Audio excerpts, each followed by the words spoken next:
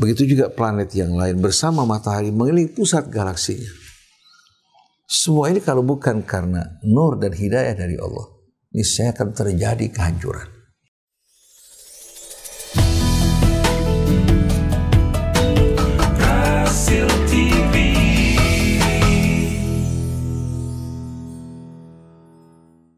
Bismillahirrahmanirrahim. Alhamdulillahirabbil alamin.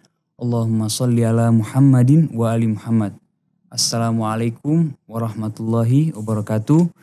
Ikhwan akhwat yang dirahmati Allah.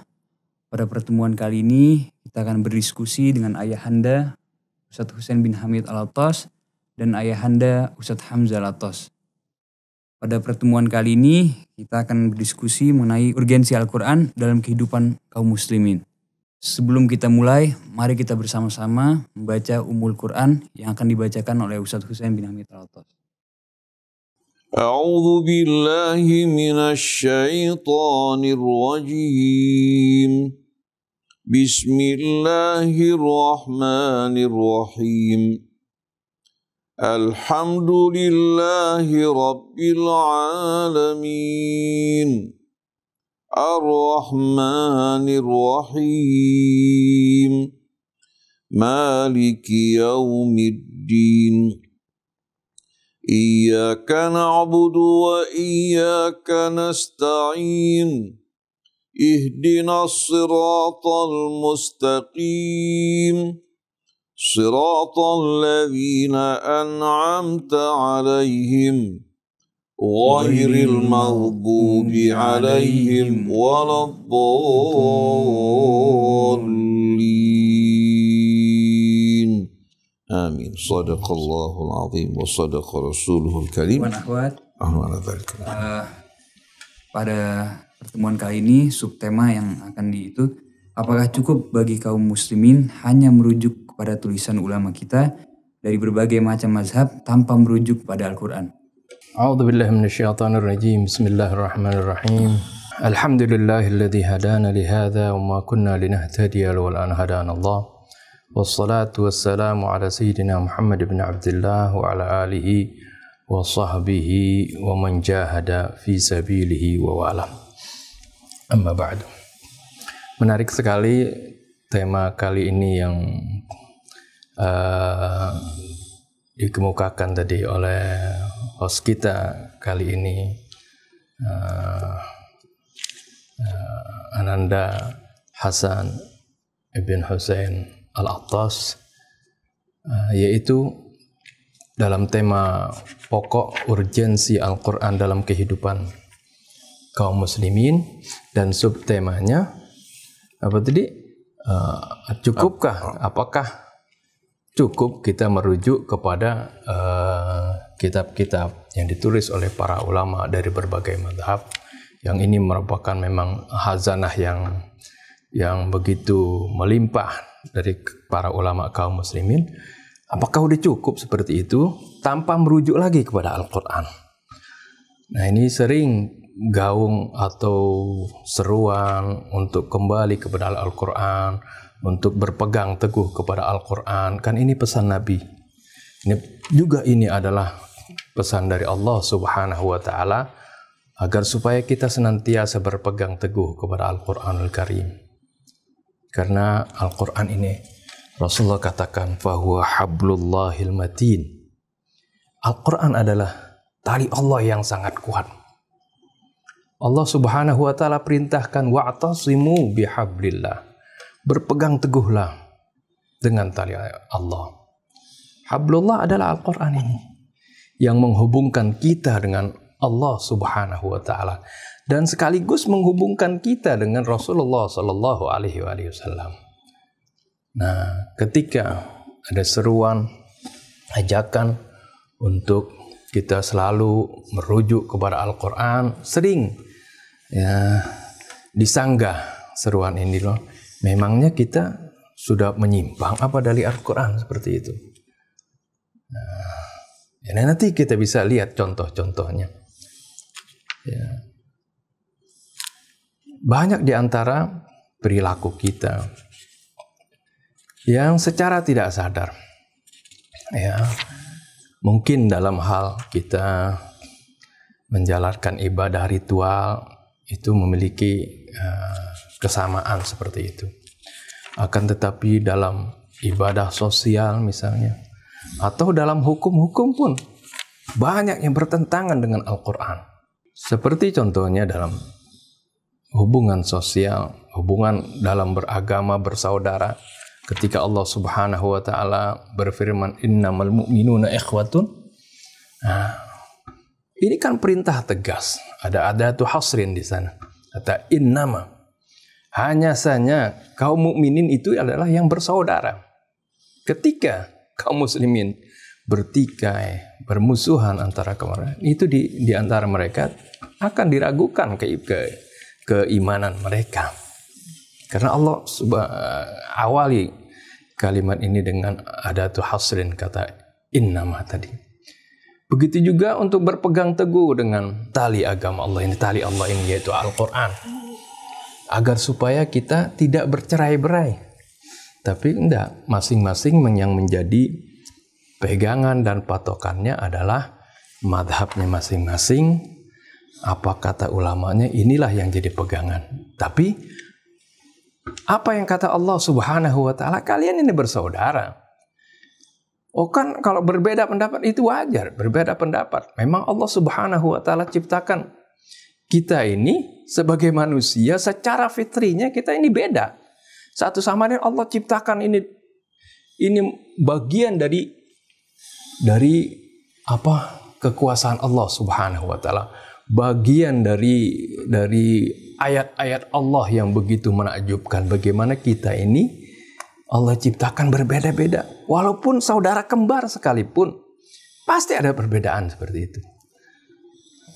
Kan wa min ayatihi ikhtilafu alwanikum wa alsinatikum, dari tanda-tanda kebesaran Allah ada perbedaan warna kulit, bahasa. Lihat bahasa begitu banyak di Indonesia, apalagi di dunia ini. Ini adalah bagian dari tanda-tanda kebesaran Allah Subhanahu wa Ta'ala. Berbeda suku, bangsa, ya, dari berbagai wilayah, daerah, suku bangsa begitu banyak. Padahal kita ini dari ayah ibu yang sama. Dan ini memang fitrah Allah Subhanahu wa Ta'ala. Tapi Allah Subhanahu wa Ta'ala katakan, ya ayyuhan nasu inna khalaqnakum min dzakarin wa untha wa ja'alnakum syu'uban wa qabaila lita'arafu inna akramakum 'indallahi atqakum. Keragaman ini, perbedaan di antara kita, perbedaan bahasa, suku, kabilah, bangsa. Allah ingatkan, wahai manusia sekalian, dalam surah Al-Hujurat, inna khalaqnakum min dzakarin wa untha. Kami ciptakan kalian yang berasal dari seorang laki-laki dan seorang perempuan, yaitu ayah kita Adam dan ibu kita Hawa. Wa ja'alnakum syu'uban wa qabaila. Kami jadikan kalian bersuku-suku dan berbangsa-bangsa. Tujuannya bukan untuk bertikai, berbeda suku, berbeda bangsa, berbeda pendapat, bukan untuk bertikai, ya, untuk saling bunuh, membunuh, saling merendahkan satu dengan yang lainnya. Tidak.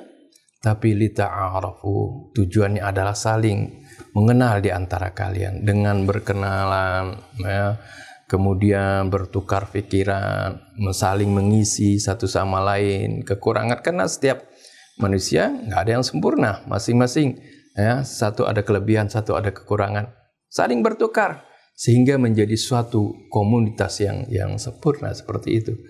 Nah ini lita'arafu, kemudian Allah ingatkan, ya, agar supaya satu bangsa dengan bangsa lain tidak merendahkan satu sama lain atau menghinakan satu sama lain.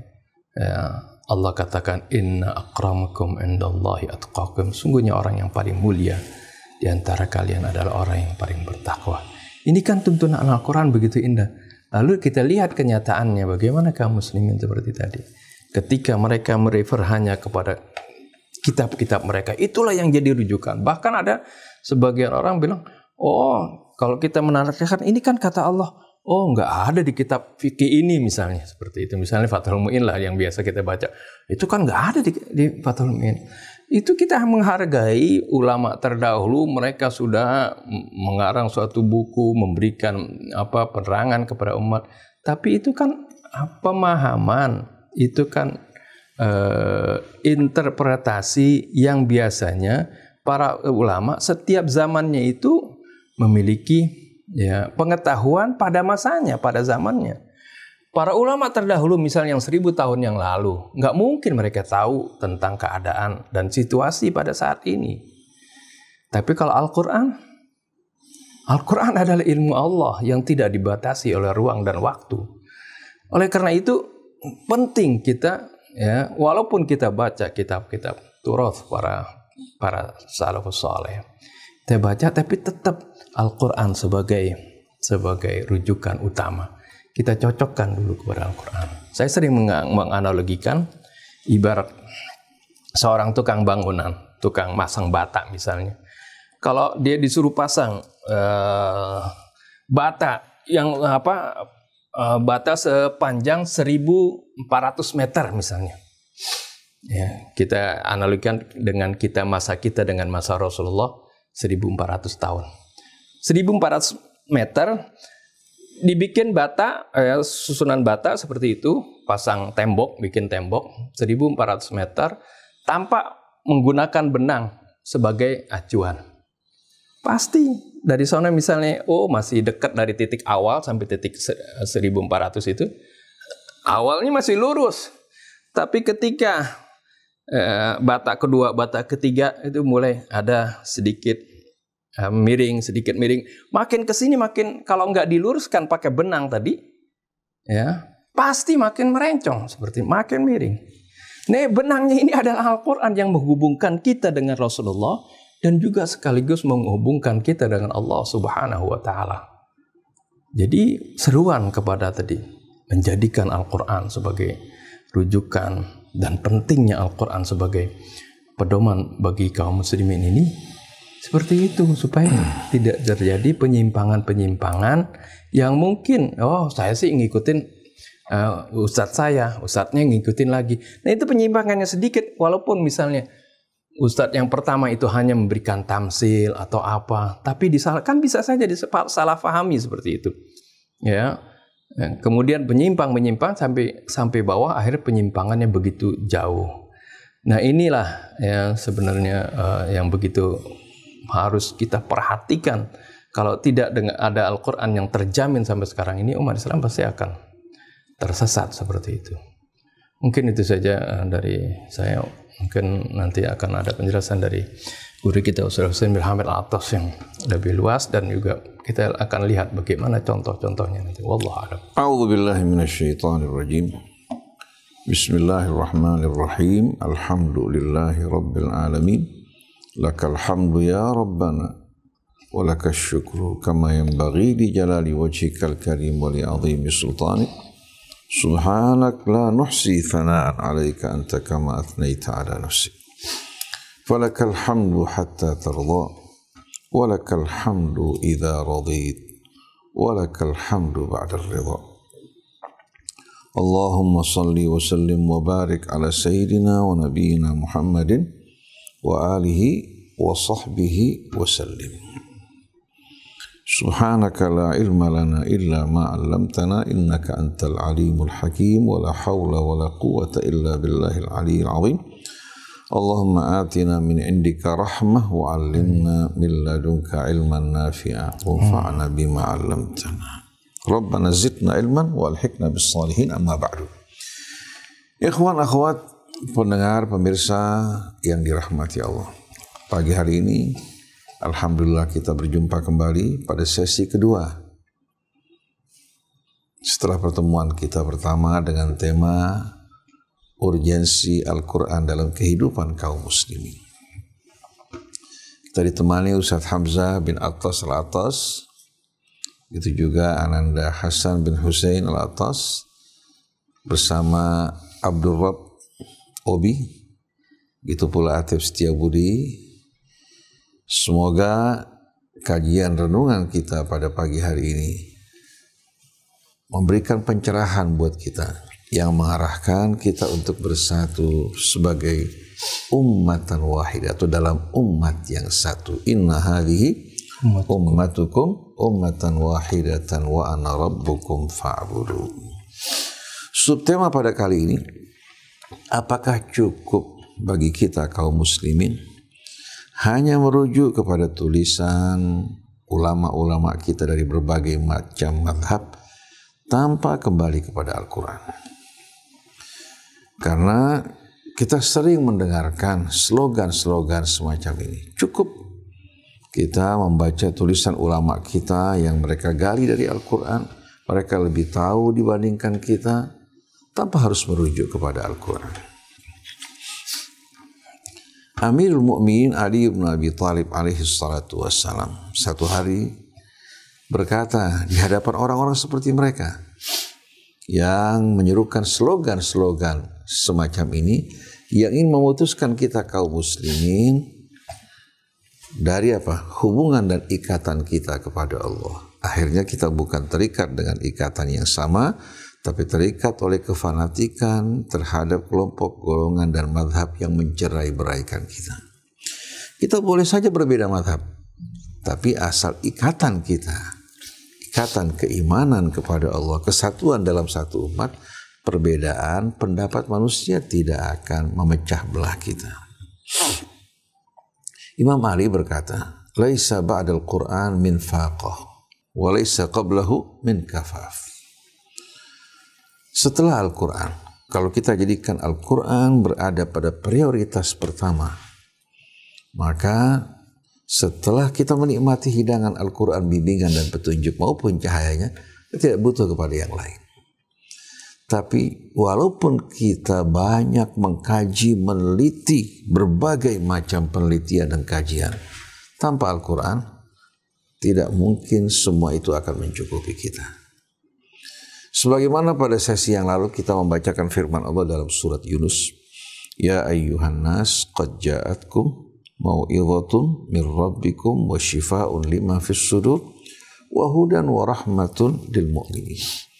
Qul bi fadlillah wa bi rahmatihi fa bidzalika falyafrahu huwa khairum mimma yajma'un. Wahai manusia, ini ditujukan bukan hanya pada kaum muslimin.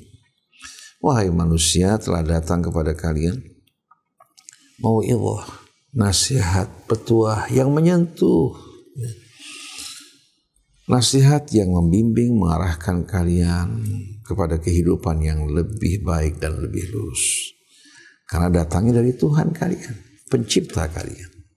Wa shifaa'un lima fis sudur, di samping sebagai mau'izah yang penuh dengan pelajaran, juga sebagai penyembuh bagi penyakit yang terdapat dalam dada kita semuanya. Disebabkan karena penyakit ini, manusia akhirnya bercerai-berai. Dicerai-beraikan oleh syaitan dan hawa nafsu. Wa hudan wa rahmatun lil mu'minin, dan dia sebagai petunjuk dan rahmat bagi orang yang beriman. Yang Allah terangkan tentang Al-Quran dan karakteristiknya serta manfaatnya tidak terdapat dalam buku-buku yang lain. Tidak terdapat dalam buku yang lain. Seandainya sebagian menerima, sebagian lagi menolak. Tapi kalau Al-Quran karena datangnya dari Allah, mau'izahnya bersifat pasti. Syifanya bukan hanya sekedar obat, tapi penyembuh. Petunjuknya tidak diragukan. Dzalikal kitab la raiba fih. Menunjuk kepada kitab suci yang begitu agung dan mulia, tidak terdapat keraguan di dalamnya. Hudan lil muttaqin, dijamin sebagai petunjuk untuk orang yang bertakwa. Dan Allah tegaskan, alhamdulillahilladzi anzala al-kitab wa lam yaj'al fihi iwaja. Alhamdulillahilladzi anzala ala abdihil kitab wa lam yaj'al lahu iwaja. Maha suci Allah yang telah menurunkan Alkitab, kitab yang agung dan mulia ini. Karena dia berasal dari yang maha agung, maka kitab ini dengan sendirinya membawa keagungan, kebesaran yang datang dari sisi Allah. Dan Allah tidak mengadakan kebengkokan di dalamnya. Kebengkokan bersumber dari hawa nafsu.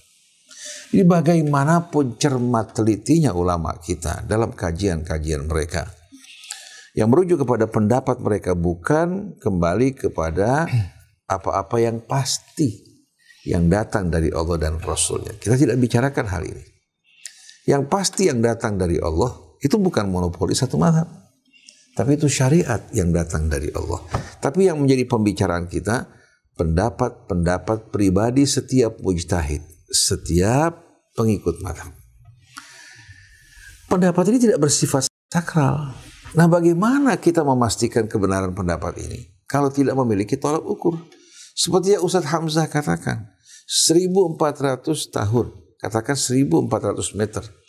Kalau kita tidak mengambil garis lurus dari Allah, dari Al-Quran, sampai apa? Sampai batas akhir.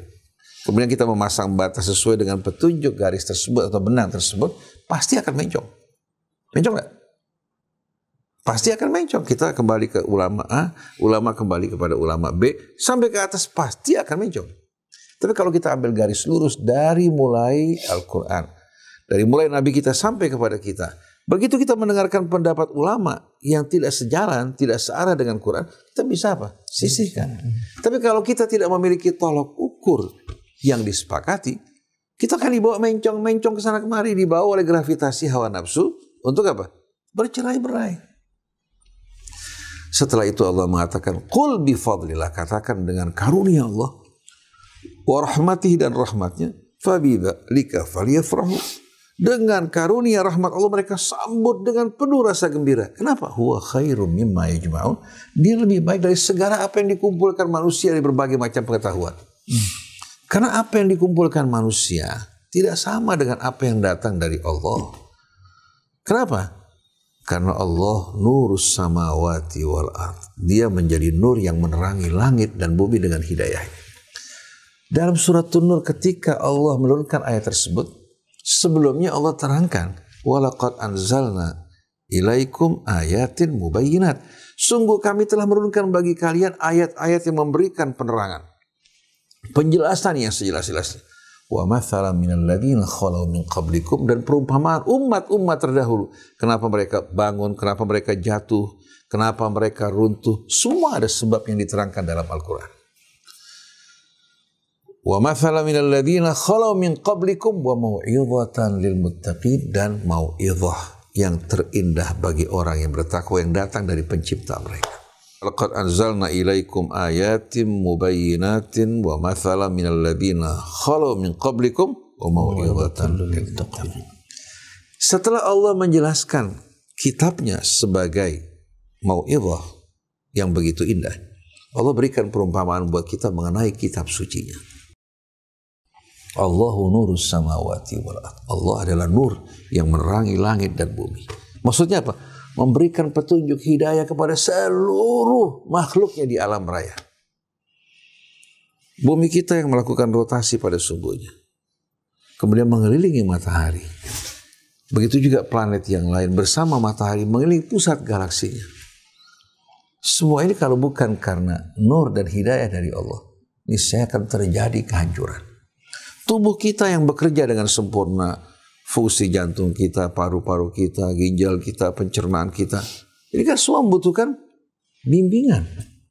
Nah, Allah yang menjadi nur, yang memberikan hidayah, petunjuk hingga bayi, dari mulai sperm bertemu dengan ovum, terjadi pembuahan, kemudian mulai membentuk kerangkanya, membentuk organ-organ tubuh di tengah-tengah kegelapan tersebut, semua karena hidayah dan nur dari Allah.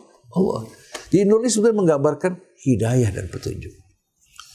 Mathalu nurihi, perumpamaan cahayanya, kamishkatin fiha misbah, bagikan sebuah lubang di dinding atau di atap, seperti doorlet.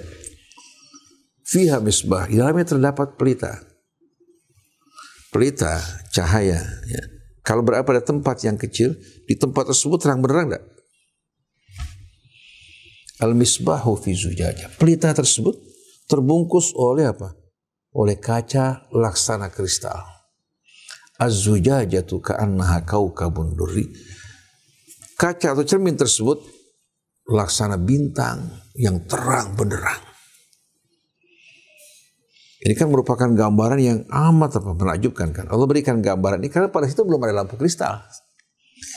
Pelita terbungkus oleh cermin kaca ya, dan cerminnya laksana bintang yang terang benderang. Kemudian yuqadu min syajaratin mubarakatin zaitunatin la syarqiyatin wala gharbiyah. Dia mempergunakan bahan bakar atau diterangi dengan bahan bakar dari pohon zaitun yang tumbuh di daerah yang tinggi. Hingga pada saat matahari terbit hingga siang menyerap matahari.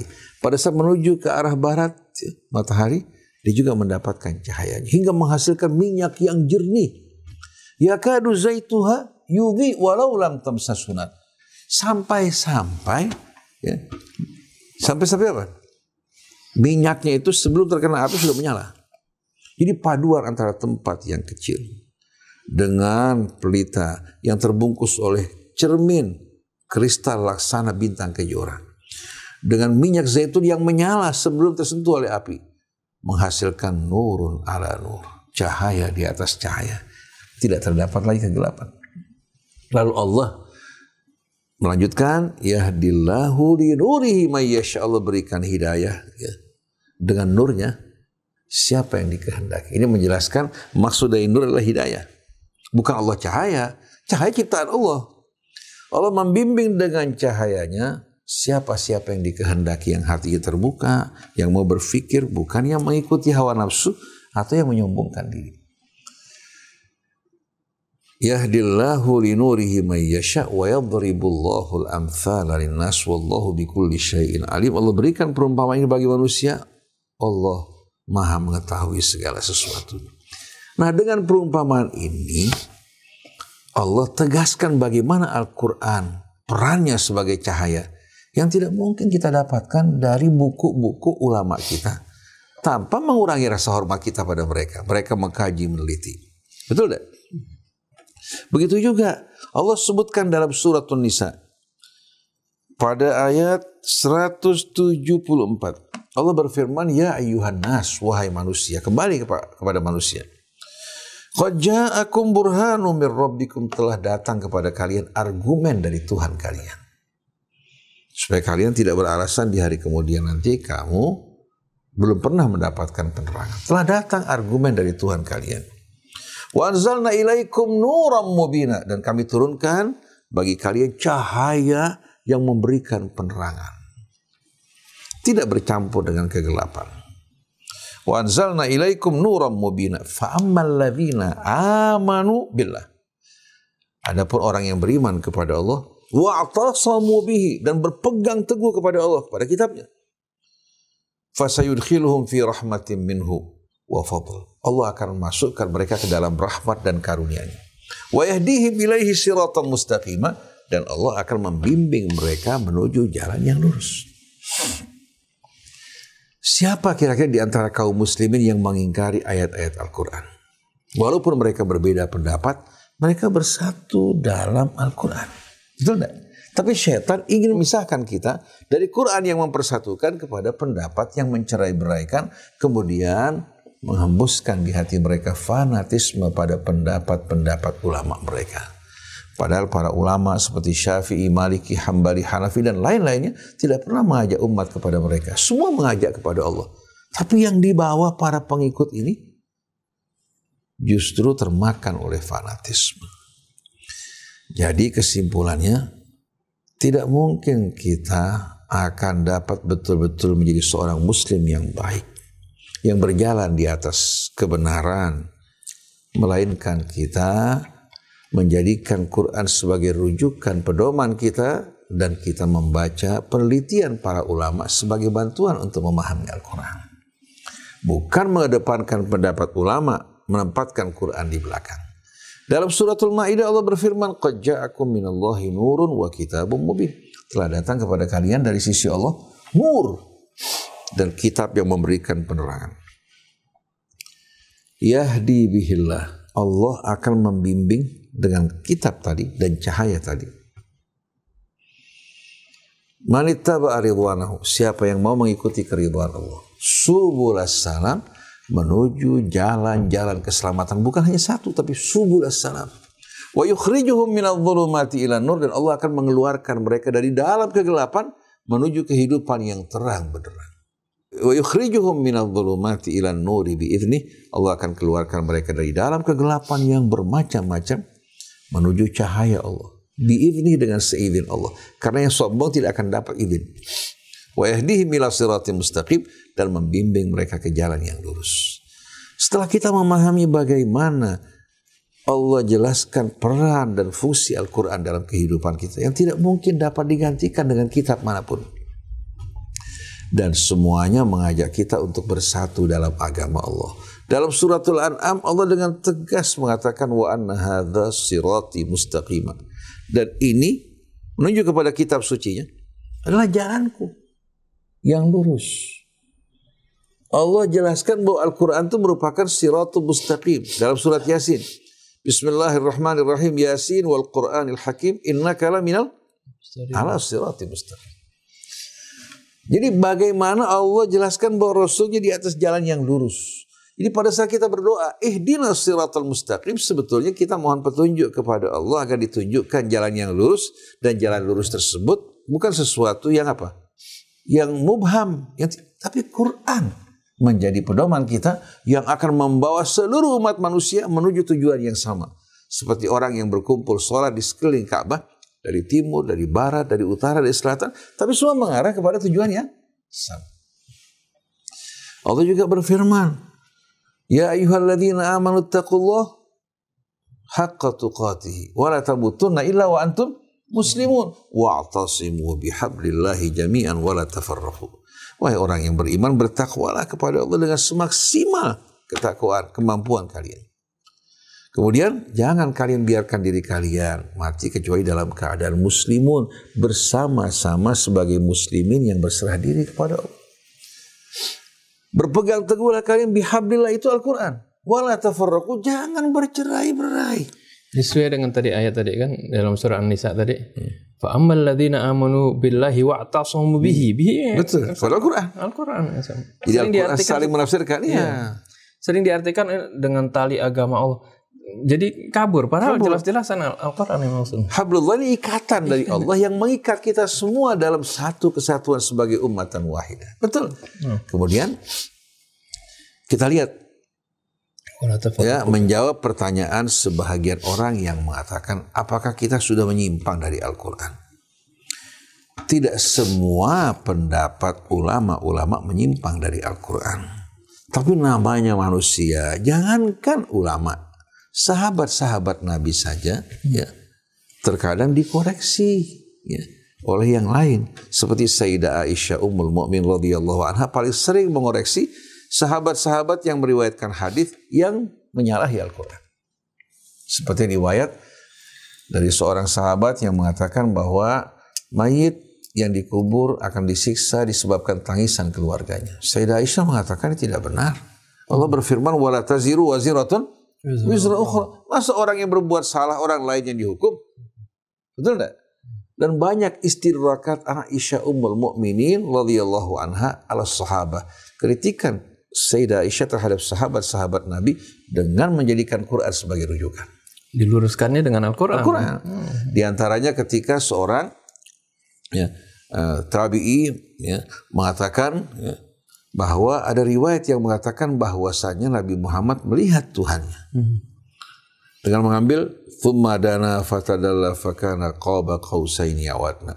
Sayyidah Aisyah mengatakan tidak benar. Saya bertanya langsung pada Rasulullah, yang mendekat dan turun bukan Allah tapi Jibril. Hingga ketika memeluknya di Gua Hira, bagikan pertemuan dua busur.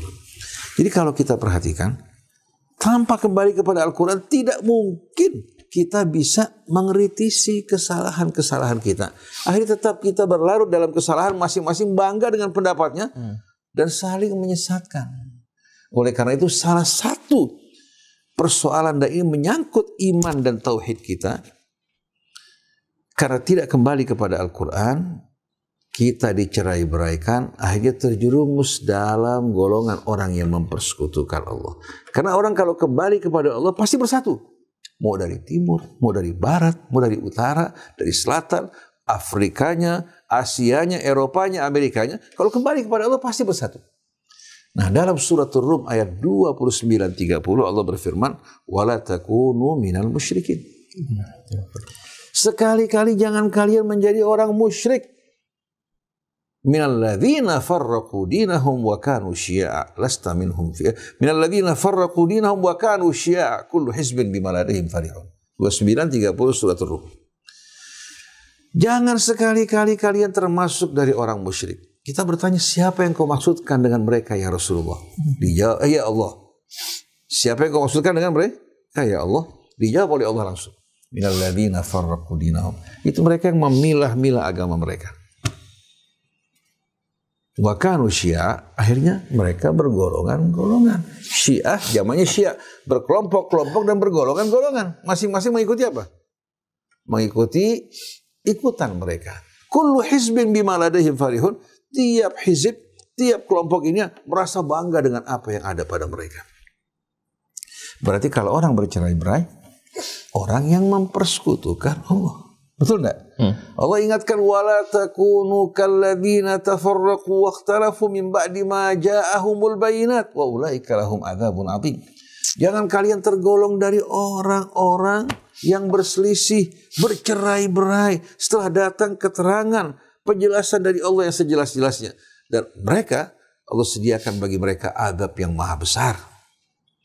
Dalam suratul An'am juga Allah berfirman, innal ladzina farraqu dinahum wa kanu syi'an lasta minhum fi syai' innama amruhum ila Allah thumma yunabbi'uhum bima kanu yaf'alun. Ini merupakan ayat 159 dari surat Al-An'am. Innal ladzina farraqu dinahum. Sesungguhnya mereka-mereka yang memecah belah dan memilah-milah agama mereka. Wa kanu syi'a, hingga mereka akhirnya berkelompok-kelompok, lasta minhum fi syai'. Sedikit pun mereka bukan dari kamu dan kamu bukan sebagai pemimpin mereka. Jadi Allah putuskan hubungan Rasul dengan mereka, lasta minhum fi syai'. Kamu sedikit pun tidak berhubungan dengan mereka, mereka juga tidak terhubung dengan kamu. Innama amruhum ilallah. Serahkan urusan mereka kepada Allah. Innama amruhum thumma yunabbi'uhum bima kanu yaf'alun. Kemudian Allah akan memberitahukan mereka tentang apa yang mereka perbuat. Ini ayat-ayat yang begitu jelas yang Allah turunkan mengingatkan kita untuk bersatu, berkumpul dalam ummatan wahidah. Inna hadhihi ummatukum ummatan wa ana rabbukum fa'budu. Orang kalau merujuk kembali kepada Quran, apapun perbedaan pendapat, mereka bisa bersatu.